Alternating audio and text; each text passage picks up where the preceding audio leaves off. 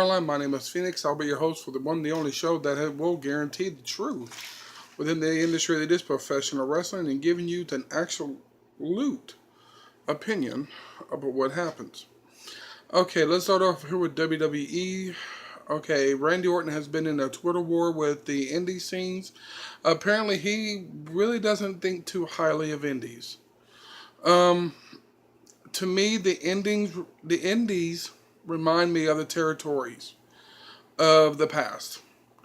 Um, if anybody don't remember the old territory, everybody talks about it. You had stuff like WCCW. You had NWA, which, lucky enough, right now, here I'll get to that point about the NWA.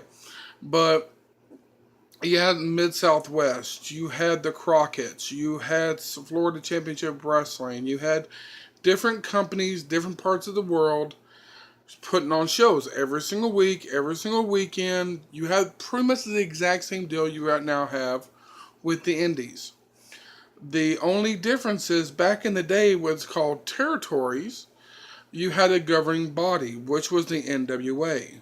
And you had an NWA champion, which we all know is 16-time Ric Flair. But WWE at one time was part of the NWA and part of the governing parties, and now WWE is known as the main event. It is the top of the food chain. You make the most money, you get the most exposure, you become more of a bigger star. But for a lot of young talent, they still have to learn the rite of passage, which is a journeyman.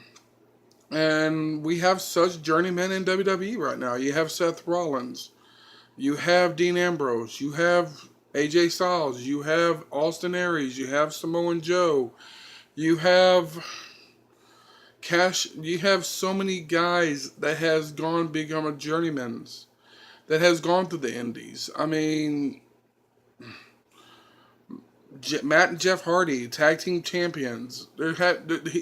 Honestly, heck, Kevin Owens, another journeyman. Sami Zayn, another journeyman. Randy Orton's whole deal about going and being an indie star is nothing more, if you want to be honest with you, is the new ideas of the territories. And back in the day, the territories were where everyone started and learn hone their craft. So I love both. I'm both an indie guy. I love the shows that they put on, the passion those guys put together. And I love WWE. I love TNA, ROH, IWGP, New Japan. I like them all. I'm a wrestling fan. But going forward, I think Randy Orton is just a bad champion. I think Randy Orton does not need to be champion. The guy who needs to be champion is AJ Styles. If anybody haven't noticed, ever since Orton has become champion, ratings have become from here to here to here to here. Has steadily declined. During the time of AJ's reign of champion, ratings from here, here, to its highest point, actually beating Raw. Vince, come on, dude. Vince, get your head out of your own butt and actually realize AJ Styles is your guy. So you didn't create him. So you didn't make him the star he is. The guy was a star worldwide. He said he sells more merch than any superstar. Deal with it. Now I'm going to pop over here to New Japan Pro Wrestling. Congratulations to Kenny Omega. I don't know if anybody knows about this or not, but for the first time, New Japan Pro Wrestling will be coming to the United States. This is going to be pretty big. Joe Hall, Osaka, Japan. They're going to have a show on July the 11th. No, June 11th. I'm sorry. June 11th. Because they'll already be here in July. It's going to be Okada versus Omega for the IWGP Championship. We're going to see another classic But I am going to say one thing. I'm going to go ahead and say it here first. Omega goes over. Omega becomes the new IWGP Heavyweight Champion. A lot of people were saying, why would IWGP put the championship on Kenny Omega when they could have had the perfect opportunity to do so at Wrestle Kingdom? Well, if anybody not realizes, Kenny wasn't really on contract after the whole deal with Wrestle Kingdom. And they didn't really know where he was going to go, so there's no reason why to put the belt on a guy they didn't know where he was going to stand. And also with IWGP coming into the States, into the territory of WWE, which everybody knows WWE owns wrestling in the States. I believe that Kenny Omega would be the best choice to actually cross over from point A to point B. Okay, now I'm going to talk a little bit about what happened this past weekend on Ring of Honor, World of Worlds. We had the dismissal of Adam Cole from Bullet Club. Goodbye, Adam. Congratulations to your new contract with WWE NXT. And we look forward to seeing you on Saturday night at TakeOver Chicago.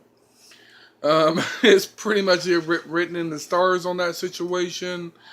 If anybody doesn't know, 2 years ago at age 25, Adam Cole was contacted by WWE, brought in for a tryout. But at the time, WWE did not feel like he was ready to be brought into the NXT/WWE umbrella. Well, past 2 years have really changed the look on Adam Cole. He's now one of the hottest young stars. He's still 27 years old, which is still amazingly young in this business. And he is becoming a lot different personality, in-ring work. And now I will guarantee he got his deal with WWE, and he's heading himself to NXT. We all saw the birth of Marty Scurll, the villain, into Bullet Club, which congratulations. Unfortunately for Marty, you did lose your championship to Kushida of New Japan Pro Wrestling, former light heavyweight champion. Good match, but unfortunately you did lose your championship, which still means the Young Bucks are still the only champion for Bullet Club, which sucks. Well, at least until Kenny takes it from Okada. Looks like my time's getting a little lower here, folks. But I'll be glad to do more episodes coming up. We have a lot to talk about. Pay-per-views coming up pretty soon. I'm not even going to talk about the pay-per-view, honestly. Until a major championship, Lester sucks, actually shows his ass, comes up and as he does something, other than sit home with it, I don't care about Lesnar or the Universal Championship. I truly believe they should strip him of the championship and actually do a whole new storyline of it. Have him not give the belt back, but hold the championship. It would open up a whole area for Paul Heyman to say, look, this is the true Universal Champion. He never lost it. And he's not going to give it back until someone can beat him. And of course, you have a new Universal Champion ground. Heck, you can do it at Extreme Rules. That's where you get around the whole deal with Lesnar and Strowman and all the rest of the junk. You can have it going forward, going the right direction. But that's for another episode. We'll talk more about it later. This is Phoenix. Take it easy, folks.